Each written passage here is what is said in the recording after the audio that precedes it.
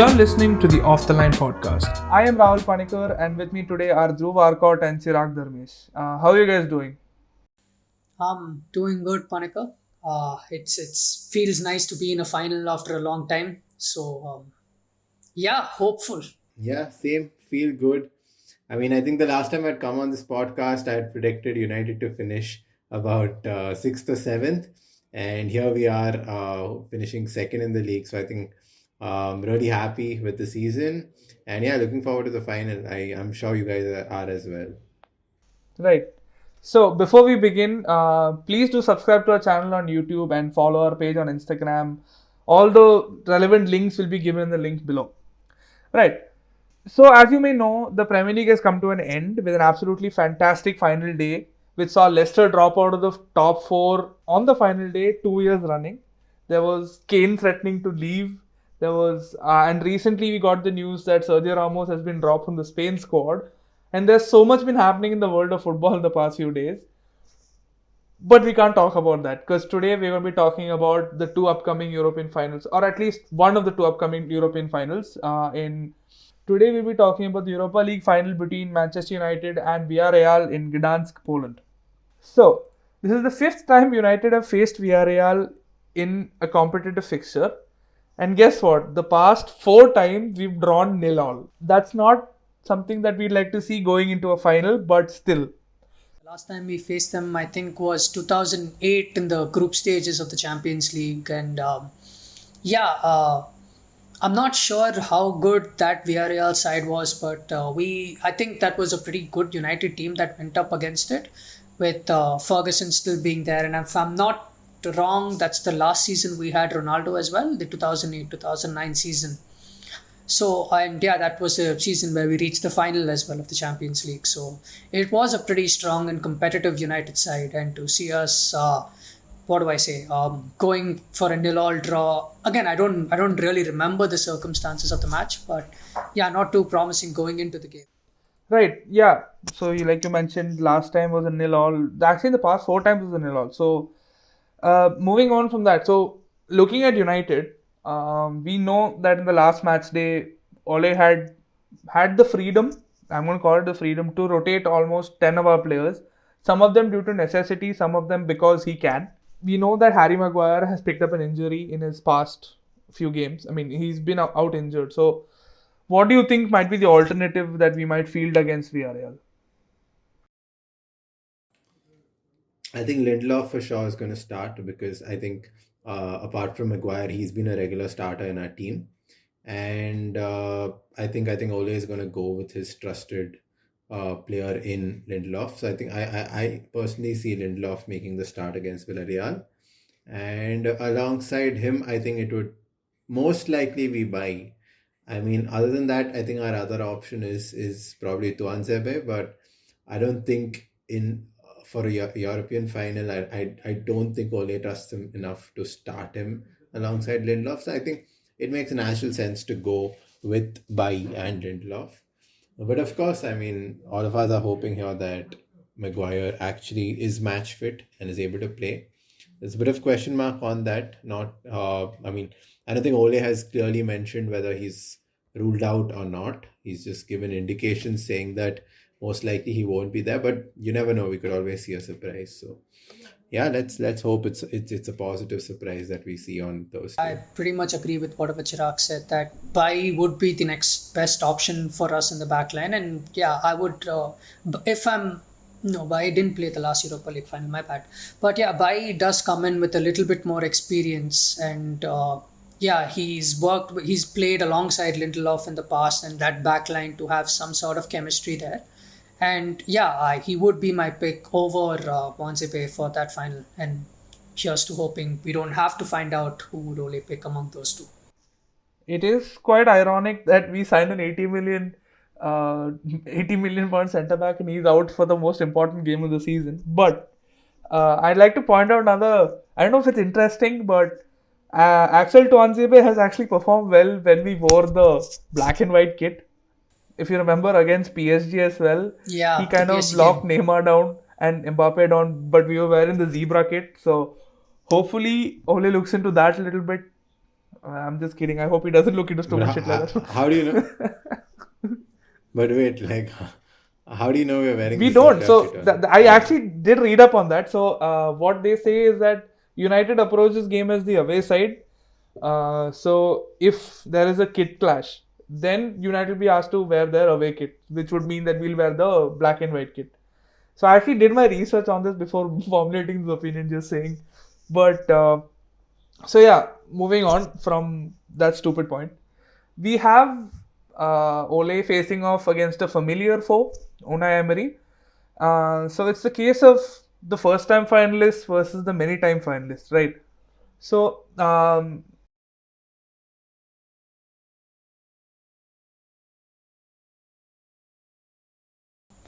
Um, I'm not really sure because the games, in all honesty, the games in which we've performed the best or like where the entire team has clicked as one really good unit is the games in which we have conceded first.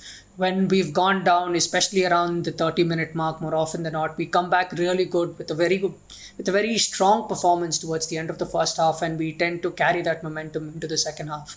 It's almost as though it's almost become a recursive thing or like a every game thing wherein we need to concede almost to either win the game or like get a point from the game at some point.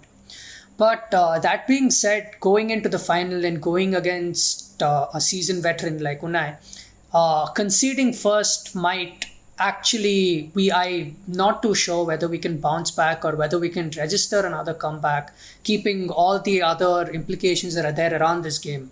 First of all, Unai Emery is a very good tactician, and I'm pretty sure he's been going through games and games of ours throughout the season, and yeah. So if he gets the lead, I'm pretty sure it's going to be a lockdown, and getting past that defense and getting past Unai's tactics for that is going to be very difficult. But yeah, so I don't think we can approach this like that game, wherein we can just take it easy in the first 20-30 minutes, have a few loose balls here and there, have a few missed passes, then not capitalizing or like, yeah, not capitalizing on good chances. And hopefully our forwards really fire up front. So yeah, to speak to that point, it would be that conceding first might actually put us pretty much on the back foot in this particular game as compared to every other game that we've played in this season. Yeah, yeah. I mean, I agree because even I kind of feel that Ole's approach to this game is going to be quite different compared to what we do in Premier League games like week in and week out. Because firstly, I think if this I'm considering Maguire does not start in that match. So firstly, we are going to have a depleted back line. So that I think is going to be something that plays on Ole's mind, and I'm pretty sure we'd go with a slightly more defensive, what do you say, formation into the game. So I'm almost certain that we're going to see a McFred combination again in midfield. And yeah, so if that's the case, I don't expect the game to be very free flowing. I think it's going to be a more pragmatic approach wherein we take calculated chances at the same time, not kind of compromising on our backline. So yeah, I think it is going to be a tight game. I mean, I don't see it being a high scoring, uh, you know, 3-2 or 4-2 type of win to either side. I think it's going to be a game of fine margins wherein it probably ends 1-0 or 2-1. right. No, the reason I brought up the whole inexperienced manager thing was because if you remember, when Ole went into the semi-finals, he did that whole five at the back thing that Pep used to do, overthink basically. Do you think that will, come into play because, Emery has the kind of experience to deal with the final and the pressure a final brings? Do you think Ole has that? I mean, it's the first final for Ole, so I think we've not seen him in this sort of a spot before, so it's kind of difficult to judge. But I mean, our semi-final record has been quite poor, so if that's taken into consideration, then it's a pretty worrisome thought as to what our chances are in the final. But again, I mean, I think it's again a lot to do with the players as well, and we have some good leaders in our team. Looking at Pogba, Bruno, Cavani, uh, and hopefully someone like Bai, and I think De Gea should start the final. So good experience over there, and I hope that really carries us across I the do feel line. that last season there was still a lot of things that were being figured out both by Ole and by the team themselves. Because that was just when Bruno came in the during the winter transfer, and we sort of built our attacking system around him, and we were still figuring out a few things. Greenwood was still coming up. There was Rashford, so we weren't really sure about what to do, and we didn't have a proper out and out a clinical number nine like we do right now. So now being said, there's this sort of system that's fallen into place into United's games, wherein yes, we have had few poor semi-finals and even the Leicester quarterfinal was a very poor game on our part. But now with no other games left, there's just one game left, and Ole has like that freedom to go all out, excluding injuries, of course. I think that he would go with the system that has worked best for him, with the formation that has worked best for him, with the players that has worked best for him. Right. Now, speaking on that, he obviously has a big choice to make with the choice of goalkeeper, especially. So, who do you think will feature in goal for the final? Like, because he has a choice between two great goalkeepers, who do you think will feature? De Gea for me.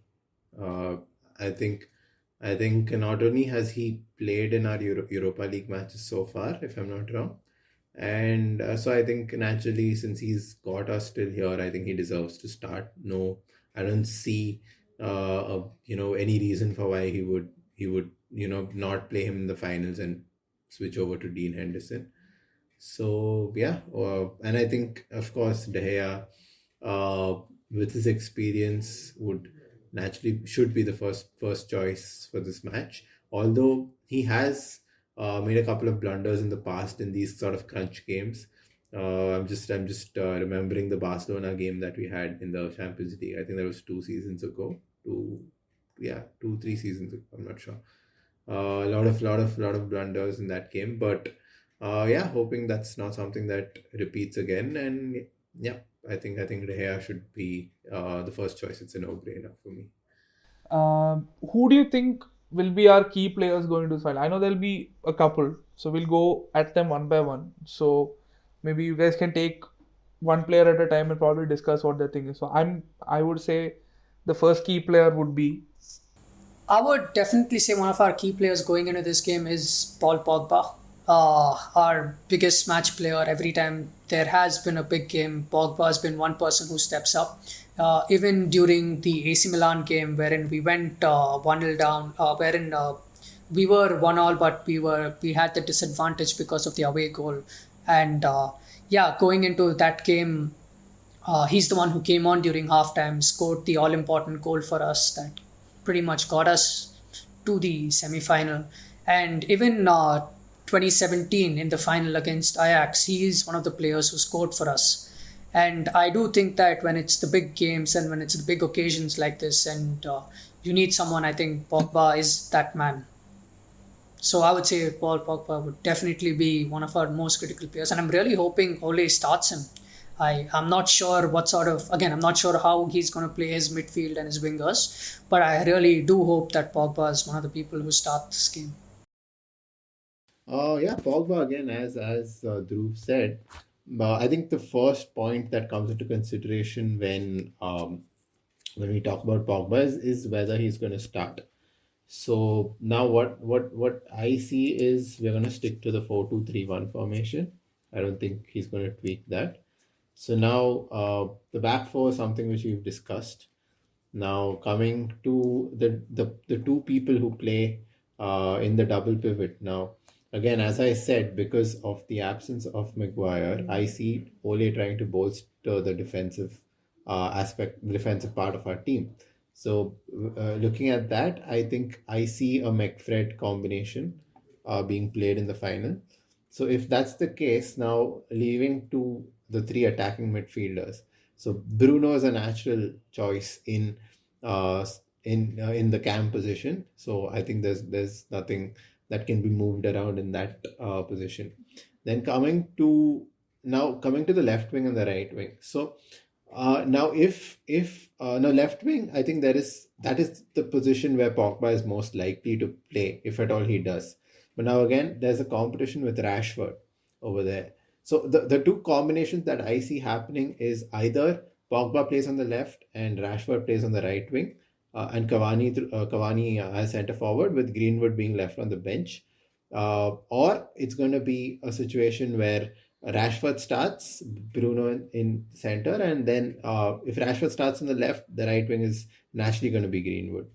So again, yeah, I think it's all about where Ole wants to play Rashford, because I don't see Rashford being left out completely from the match. And again, so one point to take into consideration is that amongst most of our first team players, I think Greenwood was the only one who featured on last night. So yeah, so I think that could probably be a sign that he might not make a start in the final, and probably Ole has plans of playing Rashford on the right with Pogba on the left. Right.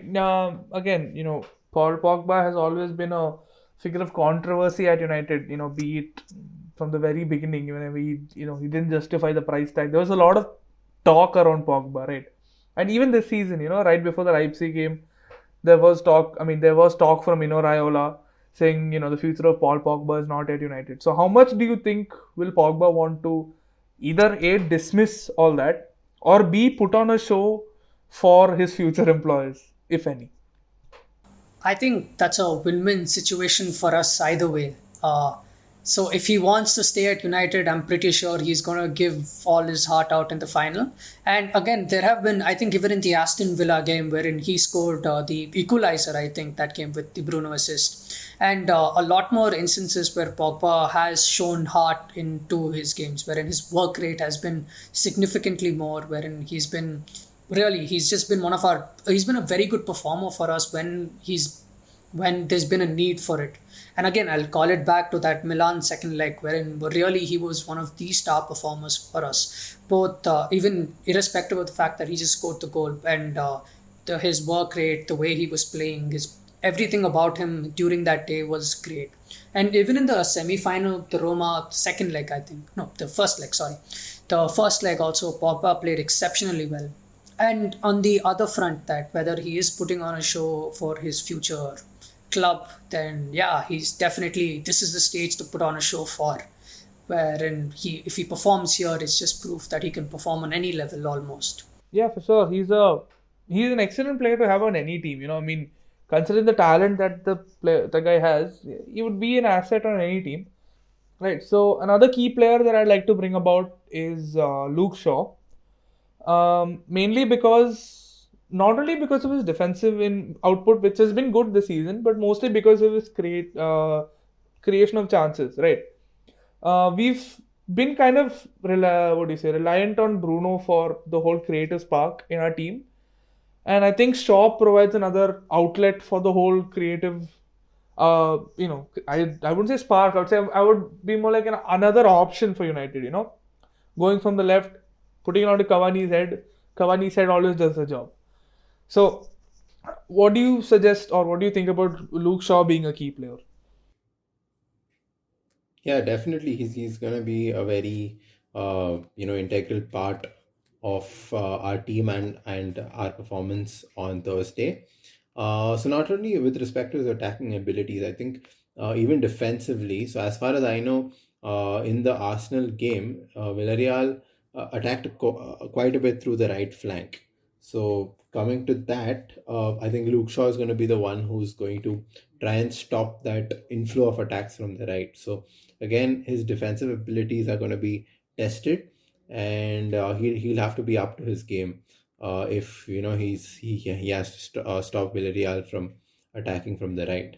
And then coming to the offensive part of his game, definitely I think in a scenario where Villarreal kind of sit back and defend, where we don't get that sort of space or channels through the center for someone like Bruno and Cavani and maybe Rashford to operate. I think in that sort of scenario, we'll have to shift to a plan B, and the plan B would be something wherein we try to put in crosses into the box and hope for hope for it to find Cavani's head and hope he converts them. So in that case, I think Luke Shaw is going to be pretty integral in whipping those crosses in from the left. So yeah, I think it's going to be a big test for him uh, on Thursday, and hopefully carries the form that he's had this season into the last game One as well. key part about Luke Shaw's game this time is compared to most of the left backs this season, he's been really, really good in handling players faster than him, which he's shown pretty much consistently throughout the season. As compared to the previous seasons, I would say. Defensively, he's been much more solid. Whether that also has to do with Maguire, it definitely has to do something with Maguire as well. But him alone and his standalone performances have been really good. And that's going to be very critical going up against the likes of Gerard Moreno or Chukwueze, I think. Yeah, Chukwueze also plays on the right. And both of them are very quick players and very good dribblers of the ball. And especially in that Man City game wherein he was up against Mahrez in quite a few one-on-one situations, I think he handled himself very, very well. Offensively, though, yeah, he's been very good as a plan B option, both him and Wan-Bissaka to that extent, in providing another option for them to like cross the ball, to whip the ball in and try to get something out of there. But again, if Maguire doesn't play that game, I'm not sure if Luke Shaw will be given the license to go up front as much as he would like, or as much as he has in any previous game this season. So that is something we will again have to see, because there was always this one sort of ping ball that kept happening wherein Maguire would get it, Shaw would make the overlapping run and Maguire would get the ball into Shaw. And that was it was almost a routine for United at some point, wherein that would happen and then the ball would either go to Rashford to get onto a one-on-one situation with the defender, or Shaw would continue with his run and whip the ball in. So again, Maguire, I think, is a key part of Shaw's puzzle, and as to why Shaw has been very good this season. Not to take anything away from him, but yeah, that's something. Irrespective of that, I do think he's going to be a very key player going into Thursday night. Right.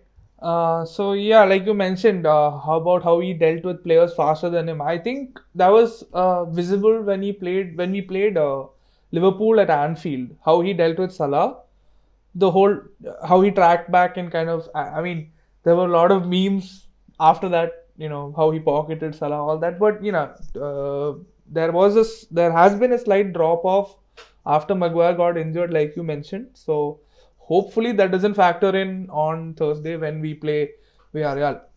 Right. So another player that I'd like to highlight, as a key player is Edinson Cavani. Before we come to the keyest of all key players, we'll talk about Edinson Cavani. Uh, K- Cavani has been nothing short of a revelation at United. We didn't expect this from him, did we? Uh, you know, Hell, I didn't even expect 5 goals from him. He scored 10. All what we get from Cavani, I would like to see as a happy bonus.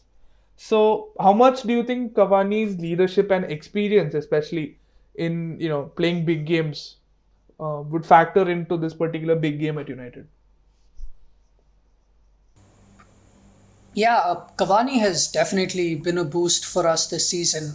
No, again, it's not just the scoring part of his game that has been integral, but also the leadership, the experience he's brought to that young front line almost. So and nothing and one of the major parts about his game has definitely been his work rate, wherein even if he's not on the ball, or whether we're not on the ball and we don't have possession, he's one of the guys who actually tracks back and tries to get the ball back and tries to make those quick little interceptions that will put us in the attacking foot. So yeah, and of course, as a number nine or a number seven in this case, he's been absolutely brilliant for us to get 10 goals as a striker. It's I mean, yes, with an injury-ridden season like he's had as well, and not a consistent starter as well. But yeah, he's proven to be just more than a filler signing, if that makes sense. He's sort of fit into this system, and he's really brought about. He's also allowed the likes of Rashford and Greenwood to also really step up their game, and has provided some experience on their for them as well. And I think Cavani has really proven a huge plus and will definitely be a key player going into Thursday night. Yeah, I think as Dhruv mentioned, I think Cavani is going to be very important. I think it's almost certain that he's going to start as our center forward. And with Cavani, I think you get a lot more options as to what do you say, how you kind of carry out your attack. Now, Cavani, someone who's good, someone who can operate through the center, pick up those through balls that come in from Pogba and Bruno. Uh, he not only be at the end of it, but also combine and give those assists to to Bruno rather. We've seen them, I think in that Southampton game, they combined very well. And there were a lot of, I think that was a game that he scored a hat trick. So yeah, I think he gives us the maximum amount of sync in attack when we play him as compared to someone like Martial or Rashford up front. And again, I mean, with his positioning sense in the box, as well as his uh, ability to pick up crosses and head them into the back of the net, uh, yeah, I think he is going to be a very important player for us on the night. And yeah, hopefully he can get us some So now that goals. we've discussed some of the key players, I want to bring up a name that I'm pretty sure this person will probably be the most important player in the field for us, and has been for the past 1 year, 1.5 years that he's been in the club. I think, yeah, as I think you put it very rightly, the most important player for us in terms of, if you look at that lineup that's going to start on Thursday, I think not only does it come down to his playing abilities, but also his leadership on the pitch, his drive, his desire to win these titles. So I think it's pretty much unmatched, at least in the way he puts out that energy in the field. So yeah, I think if you see the statistics of the Premier League, he's been our top goal scorer as well as the number one person in terms of assists for us. So I think that itself, those numbers, I think 45 goal contributions. Yeah, in the Premier League. I'm not too sure about the statistics in the other competitions, but then again, I think the numbers don't matter. He is definitely going to be very important. Firstly, in terms of his link up with Cavani, I think what he does is he's that. Uh, what do you say? He's that sort of joining point between our defensive part of the team as well as the attack. Like he's that link between our defense and the attack. So if you see someone like McTominay and Fred, their primary role is to kind of you know block those passes coming in from the oppositions, get the ball back when we've lost possession, etc. And in that transition that we build from defense to attack, I think Bruno always ends up being the pivotal point because he's someone who kind of he's someone who doesn't really just stick to his position. I've seen him track back a lot at times. Drop back, get the ball back, get it back into the attacking half, push it on to Rashford, Cavani. So I think, yeah, as a long story short, I mean, he's the link in our team, and most performances, he has been very instrumental in getting us the results. And not only that, even he's someone who, even if he's having an off day, he's someone who keeps giving his best until the final whistle and ends up contributing in some way or the other. I think I've seen a lot of matches where his performances haven't really been great, but he's ended up on the score sheet. So that again, I think is very important. That sort of resilience, that sort of consistency to keep going even when you're not finding your best form. So yeah, I think the most important player if you look at that playing 11. Yeah, definitely. I feel that Bruno Fernandes was like the revolution this Manchester United team does need, in the very sense that his more than like keeping just his goal contributions aside, his work rate. I know I keep coming back to this with a lot of players, but his work rate and his ethic, his what do I say? His passion and his desire on the pitch is evident. It is very much evident. It's not something that you expect like just be understood when it comes to a few players, but he just puts it all out there on the pitch every time he steps on it. He tracks back. He doesn't. He's not one of those people who's like, okay, I'll gonna do my job. I'm gonna perform to my best, and that's all there is. No, he expects one of those. He's one of those players who expects a higher standard from his team and from all his individuals. And he's not someone who will just what do I say, cause unnecessary banter or like abuse them if that's not there. He'll actually go out there and push them and sort of drive them into reaching that sort of passion that he has. And it's almost infectious. You can see that. Once he started stepping up, I think Fred, except for the occasional mess up, Fred's game has really stepped up with Bruno being there on the pitch, which has led McTominay's game to also really, really come up. Rashford is given a lot more license and a lot more freedom to go and make those runs and play up front. And Wan Bissaka as well. Bruno's one of those. He's a very flexible player who can play on both the left side and the right side of the field, wherein he's had link-up plays with both Shaw and Wan Bissaka and provided some key passes for them and some very good long balls. And Bruno is definitely the most important player for us going into Thursday night. Yeah, I mean, he's also a player who has, a spectacular goal up his sleeve. From nothing, he can produce something.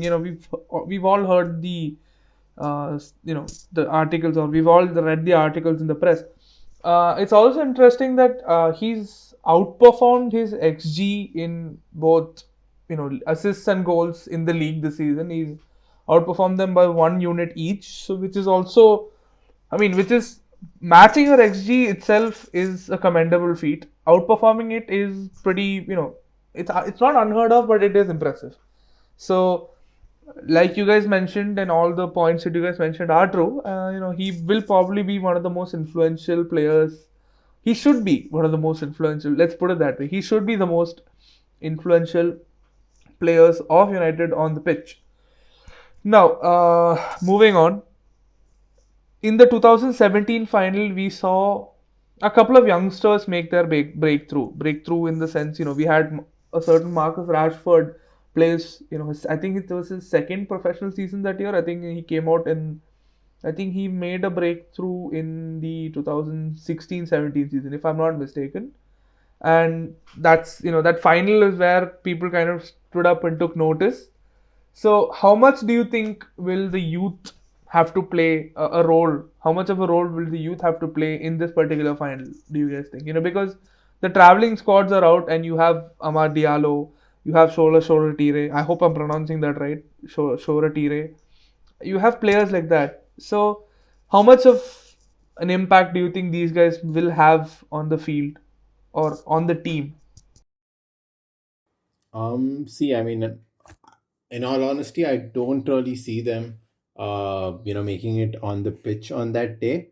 I think it's just some backup options that we've kept on the bench. But in most likelihood, it is going to be a close game, and I don't think there's going to be a scenario wherein, say, we are like 3-0, 4-0 up by, say, the 80th minute, and then Ole just kind of gives everyone a chance to step on the pitch and get an experience of the final. So it is going to be a close game in most likelihood, because again, the pressure of the final and both teams not giving anything away. So yeah, I mean, other than, I think if you talk about our youth as such, I think apart from Mason Greenwood, I don't see anybody else, featuring in that game. So probably Ahmad, if we're maybe having, if we have a lead and we're trying to protect it, and we just kind of need his energy and his fresh legs to kind of replace whoever's playing on the right. But other than that, I mean, I don't see the rest of them actually playing in that match. Pretty much the same opinion. I think apart from Greenwood, and I'm not sure if you can count McTominay and Rashford as the youth anymore. But in terms of academy products, I do see the three of them, Rashford, McTominay, and Greenwood as the only players who would get featured on Thursday night. I do think I would like Ole to, I mean, I'm pretty sure Ole would also like to go with experience in such a situation. And a lot of these players have never seen a final before. And in scenarios like that, you want people who've been in the situation and who know what to do.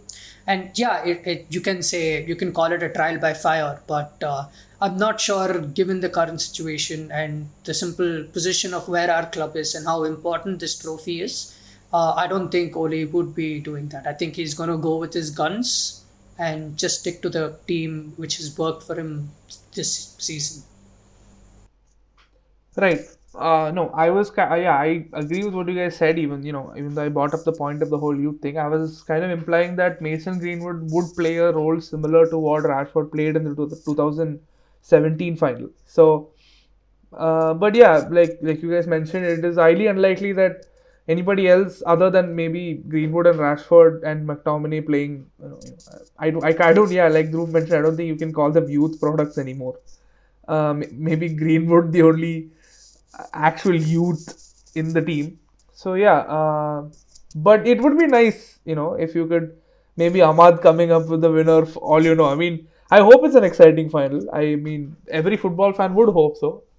But as a United fan, actually wanted to be put beyond doubt by the I 45th minute. Yeah, I gotta ask this. Would you do you guys like want a 4-3 sort of final where it goes into extra time and we have a Solskjaer moment, or do you just want a mellow 1-0, 2-1 sort of final where it's done in 90 minutes and it's an obvious result to start with?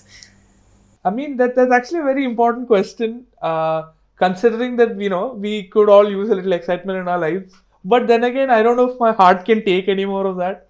Considering how many times we've come back this season, I remember. I think it was the.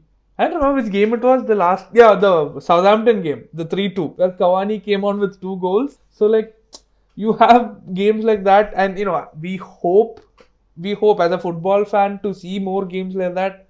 But when you support a team, you could use some relaxation considering the season that we had this year. Yeah, yeah. Dhruv, you were saying a mellow 1-0. I don't think 1-0's ever been mellow for us. I think I'm more tense. I think I'm more tense when we're hanging on to a 1-0 lead than when we are, probably level on 1-1. Yeah, because we almost seem to concede every time in like the 90th minute or in stoppage time when you're 1-0 leading. So I think it should either be 0-0 or 2-0, like not 1-0. 1-0 We is the don't want a worst. 1-0. We do not want a 1-0. Okay. Right. So we've been discussing about United a lot. I think it's time we shifted focus a little bit towards our competitors. They do have a couple of key players. I think Dhruv mentioned Samuel Chukwueze and Gerard Moreno. I think Moreno, especially considering, I think he scored 6 goals in the Europa League this year. Six, which is, I think, joint top, if I'm not mistaken. He's also No, I think 7 is top. seven is I top. think Okay, he's yeah. second. Yeah, I think 7 is top. Yeah, my point is that he scored a lot of goals, and it kind of comes down to the defense to stop that. But our defense right now is looking a little bit cagey. So, any any takeaways on how to, maybe nullify the threat? Yeah, as much as Moreno is also a threat, there is one Paco Alcacer who I'm very wary about going into this final. I feel like he's one of those. He's a very experienced campaigner who's played with. He's played in Barcelona with Messi. He's played in Dortmund for a few years, where he's again gone up against some gone up against very good teams and has scored against very good teams as well in clutch situations. And yeah, coming into this final, I'm pretty sure Alcacer is going to be a very tricky sort of striker. He's not the upfront, huge sort of presence, but he's rather the guy who'll just run past you without you knowing it. And I'm really hoping our defense does have the pace to keep up with that, especially with the attacking likes of Chukwueze and Gerard Moreno as well.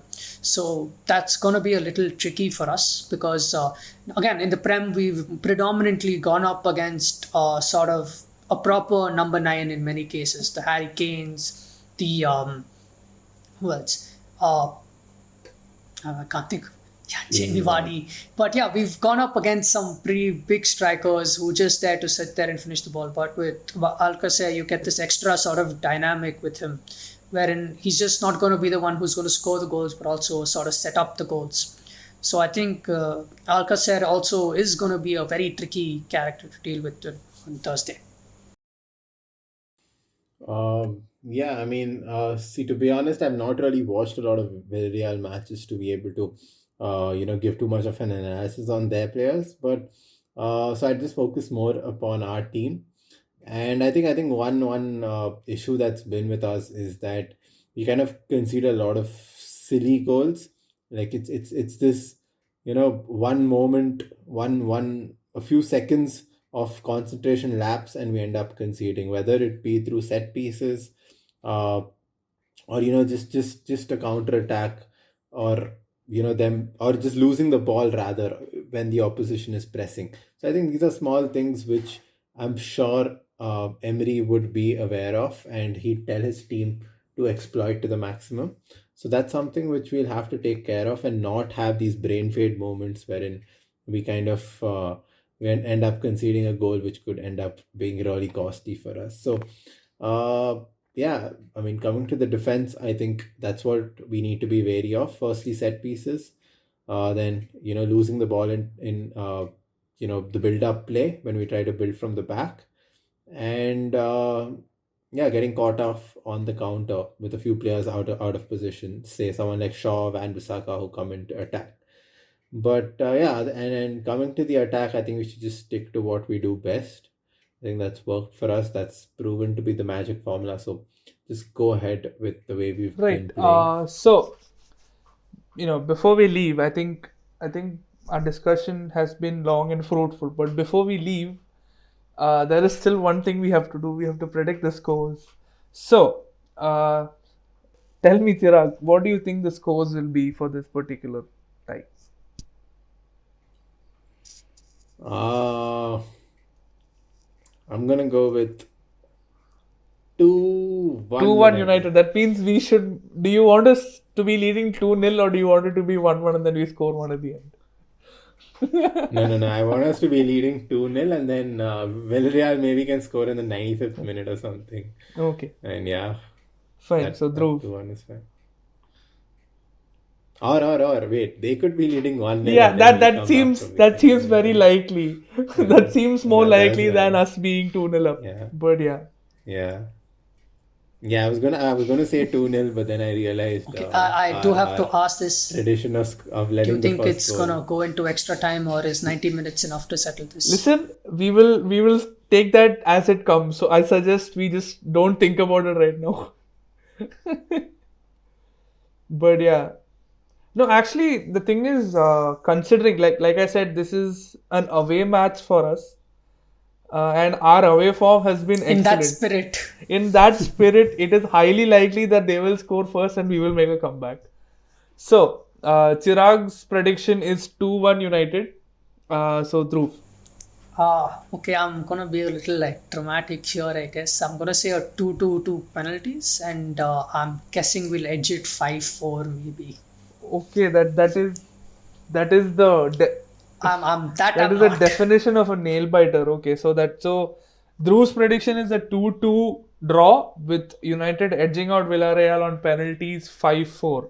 I would say Wow. a 3-1 Wow. to United as usual. Optimistic because Optimistic. my logic is so. Now United will probably go down 1-0. We will go back 2-1. As in we will come back and we'll make it 2-1. Then Villarreal will chase a goal. And at the end, probably 88th minute, we will do what we did against Everton, where Bruno squares it to Cavani and Cavani scores. I'm pretty sure that might just happen. So, I mean, that seemed to be. If you think about it, we've had so many 3-1 results this year, which did not deserve to be 3-1s at all. The Everton game was a 3-1. We've always scored in threes, which I find interesting. So, for that reason alone, a 3-1 to United. Okay, so there you have it, guys. That's our Europa League Final preview. So, before we end this episode, actually, there's an interesting fact that you guys may not know. The Europa League trophy weighs 15 kilograms, making it the heaviest of all UEFA trophies. So don't tell us that we didn't teach you anything. But that's all for today's episode. Sound off in the comments below. Write us your predictions on our Instagram. Or if you missed something in today's video, you can also DM us for future ideas on future videos. All the links will be in the description, like I mentioned before. So we'll be back with a Champions League preview in a few days' time. Until then, stay safe, stay indoors, and get vaccinated. Cheers.